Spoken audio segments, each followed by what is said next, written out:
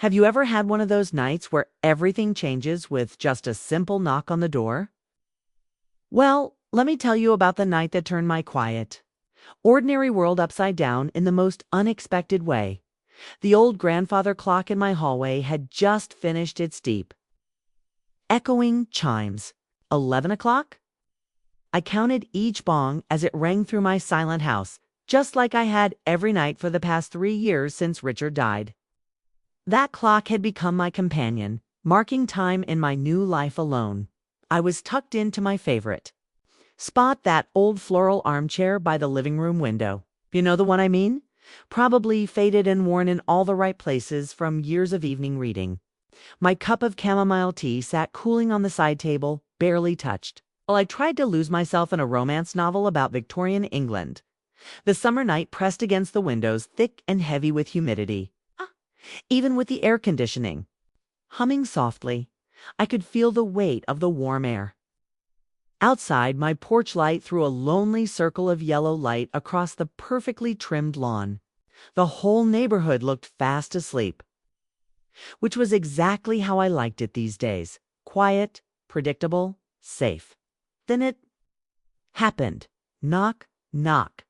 Knock dot, the sound cut through the silence like a knife. My heart jumped so hard I nearly spilled my tea all over my nightgown.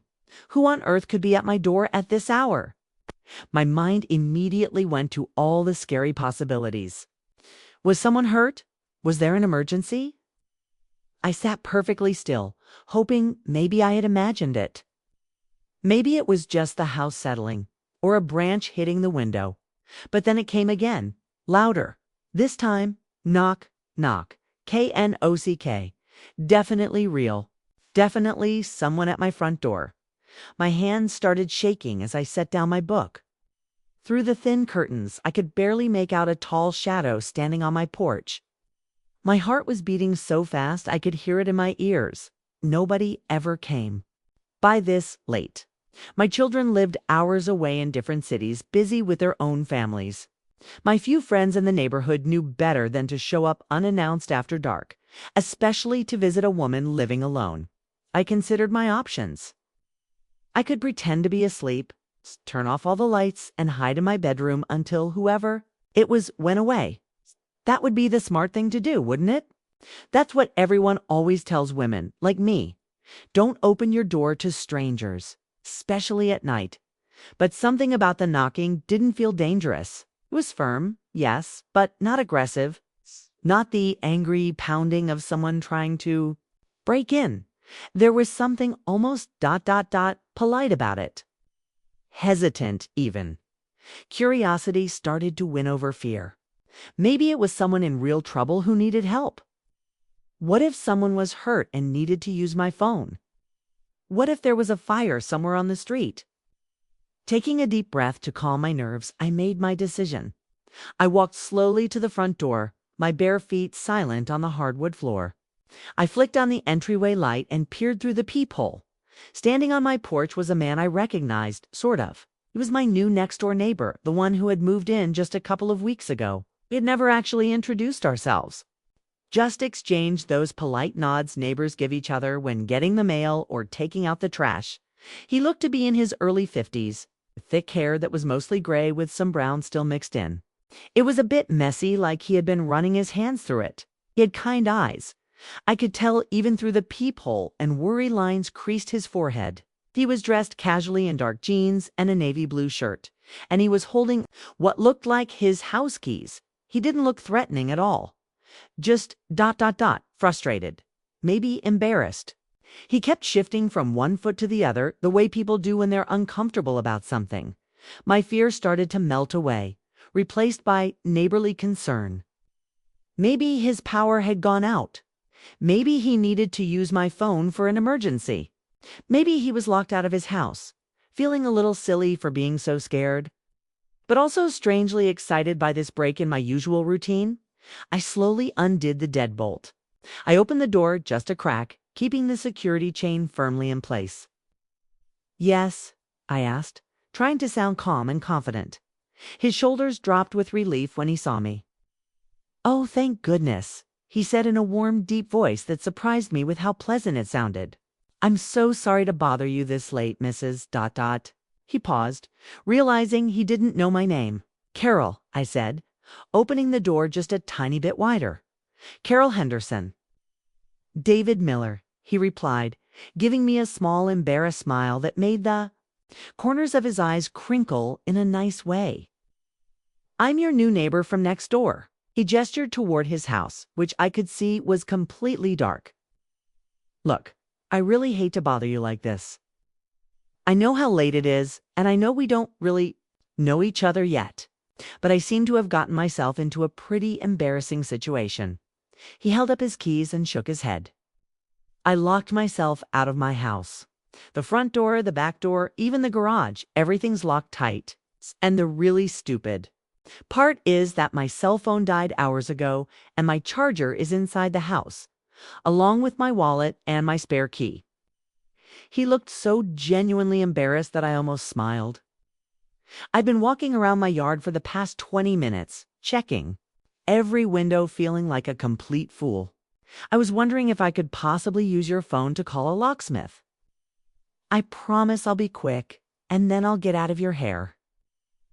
He shifted his weight again, looking absolutely mortified. I can't believe I'm in this situation. Feel like such an idiot. There was nothing scary about him at all. Just a man who had made a simple mistake and found himself in an inconvenient, slightly ridiculous situation. It's the kind of thing that could happen to anyone. The kind of shared human experience that makes you feel connected to other people. His honest embarrassment and those genuinely kind eyes convinced me completely.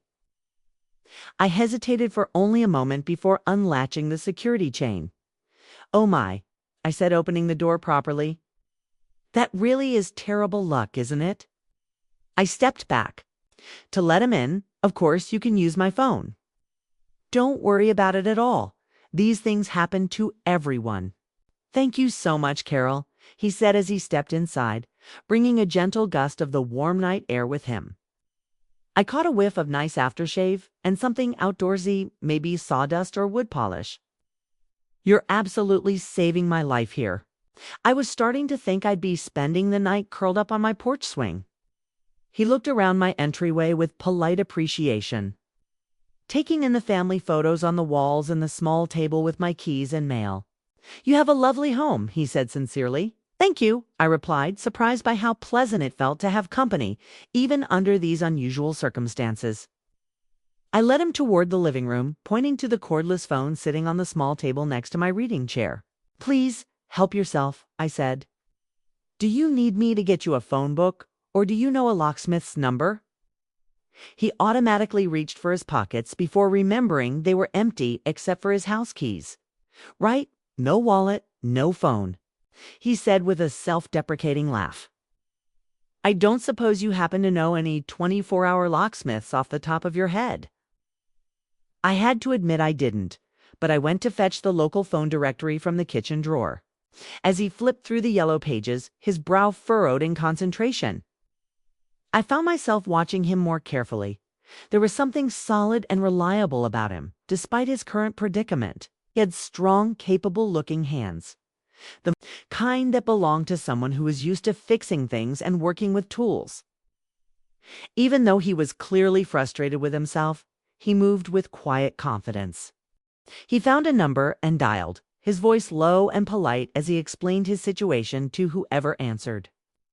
I pretended to busy myself straightening magazines on the coffee table, but I couldn't help listening. Yes, I'm locked out of my house on Maple Street, he was saying. Number 428. Yes, I understand it's late, ... How long do you think that might take? There was a pause, and I saw his shoulders sag slightly. An hour? Maybe more? I see. Yes, I understand you're busy tonight. Okay, yes, I'll be waiting outside. Thank you very much. He hung up and turned to me with a wry, tired expression. Well, the good news is that someone can come out tonight. The bad news is it's going to be at least an hour, probably longer. Apparently, it's been a busy night for locksmiths. Lots of people having the same brilliant idea I had. He ran his hand through his hair, making it even more disheveled. Look, Carol, I don't want to keep you up any longer. If you've already been more than kind, can just wait on my porch until they show up. Don't be ridiculous, I heard myself saying, surprising myself with how quickly and firmly the words came out. It's nearly midnight, and who knows when they'll actually get here. You can't just sit outside for hours. You should wait here where it's comfortable. I paused, then added, would you like some tea? Or maybe something stronger? I think I have. Some brandy somewhere if you'd prefer that. The offer surprised me as much as it seemed to surprise him. It had been so long since I'd had anyone over for a late-night chat, but somehow it felt natural, normal even, despite the unusual circumstances. His eyes widened with gratitude. Tea sounds absolutely wonderful, Carol. That's incredibly kind. Of you? Are you sure you don't mind? Feel bad enough about bothering you so late? Not at all, I said, and realized I meant it. Actually, it's nice to have some company for a change. As I headed back to the kitchen to put the kettle on again, I felt a strange little flutter of excitement. My quiet evening routine had been completely disrupted, and instead of feeling annoyed or frightened, I felt energized, almost happy. The silence that usually filled my house, the silence I'd grown so used to since Richard passed, suddenly seemed less heavy. It was filled now with the possibility of conversation, of getting to know someone new, of breaking out of the lonely routine I'd fallen into. I returned to the living room with 2 steaming mugs of peppermint tea, handing one to David, who had settled carefully on the edge of my sofa. He accepted the mug gratefully, wrapping his hands around it. Thank you again, he said, the steam from the tea warming his face. This is perfect. The awkwardness of the emergency was fading away, replaced by something much more comfortable. Here we were, 2 neighbors who barely knew each other, sharing tea in the middle of the night like old friends. I settled back into my familiar armchair, tucking my feet under me. So I began with a small smile. Apart from locking yourself out of your house, how are you settling into the neighborhood? How are you finding the neighborhood? He took a slow sip of tea before answering. I like it, he said. Thoughtfully, it's quiet, peaceful, a big change from city. He mentioned he'd moved from Chicago. After retiring from his construction business, my daughter lives about an hour from here, he explained. Wanted to be closer to her and the grandkids, but not right on top of them. I nodded understandingly. My son is in California, my daughter in Boston. I shared it's hard-bung far away, but you want them to have their own lives too. We talked about our children, the bittersweet pride of watching them build their own worlds. He listened intently, asking questions that showed genuine interest, not just politeness. He told me about his late wife, Susan, who had passed away from cancer 3 years. Brior spoke of her with a gentle sadness, but also with warmth and humor, sharing a funny anecdote about her terribly gardening skills that made me chuckle. His openness invited my own. I found myself talking about Richard, about the oddness of his heart attack 5 years ago, the gaping hole it left, and the slow process of rebuilding a life on my own. It wasn't something I discussed often, especially not with strangers, but talking to David felt easy and natural there. Were no awkward silence, just comfortable pauses filled by ticking of the clock and the distant hum of the refrigerator. He had a way of listening, made me feel truly heard. We discovered shared tastes in old movieist black and white classics, and a mutual dislike for overly complicated naily. He described the renovations was planning for his house, his hand sketching shapes in the air as he talked about restoring the original hardwood floors and building bookshelves in Thedon. His passion for the project was evident. It's good to have a project, Eo agreed softly, something to pour your energy into. He looked at me, his gaze direct and understanding. It is, Hess, simply the hour the locksmith had estimated ticked by. Then another 30 minutes, neither of us mentioned it. The financial reason for his presence had come secondary to the connection folding between us, and the warm lamplight of my living room conversation meandered, touching on past travels, books, We loved the changing seasons. It struck me how long it had been since I'd talked like this with Anyan, especially a man since Richard. My interactions had been pleasant but surface level. This felt different. Deeper there was a vulnerability in the late hour in the shared tea, and shared stories that bypassed usual defenses and noticed the way his eyes crinkled when smiled genuinely, the thoughtful way he tilted his head when listening, commented on a painting on my wall. Only'd done myself years ago, a landscape from a trip Richard and I took to Maine. You painted that? He asked admiration. His voice, it's beautiful. You really captured the light. His unexpected compliment warm Metten more than the tea weren't flirting. Not really, it was more subtle than that. A mutual recognition, perhaps of shared experiences of loneliness, met with an expectation. The tension wasn't romantic, but emotional. The quiet hum, after two solitary souls finding a moment, often new and bursting. We talked about regrets, not dwelling on them, but acknowledging. As part of life's tapestry, spoke of wishing he'd spent less time working, more time traveling with Susan. I confessed my regret at not pursuing Meyert more seriously when I was younger. Sharing these vulnerabilities felt like uncovering hidden parts of ourselves. Not just to each other, but to ourselves as well. The grandfather clock struck 1:02 outside. The world remained asleep, cocooned in darkness, while inside my small living room, a quiet, unexpected connection was illuminating the space between us. The arrival of the locksmith. When it finally happened, felt almost like an intrusion. Headlights, finally, swept across my living room window, announcing locksmith's arrival. David stood up, draining the last of his now cold tea. Well, he said, a hint of reluctance in his voice. Duty calls, or rather unlocks hella at me. His expression sincere. I can't thank you enough, not just for the phone, but for the tea. The conversation. You really saved me tonight. More ways than one. I stood up, walking him towards the door. It was my pleasure, David, truly. The formality felt strange after the hours of easy conversation. It was nice talking with you. It was more than nice, he insistently. Look, I know this wasn't conventional, but I'd really like to talk again, maybe over coffee, or I could bring over that brandy you mentioned, Edens. I can get back into my house Tofendeeth. Smiled, that warm, ankling smile. My young lips curved in response. I'd like that, I said, meaning it. Coffee sounds good. At the door, he hesitated for just a second, then extended his hand. His grip was firm, warm, and lingered just a moment longer than necessary.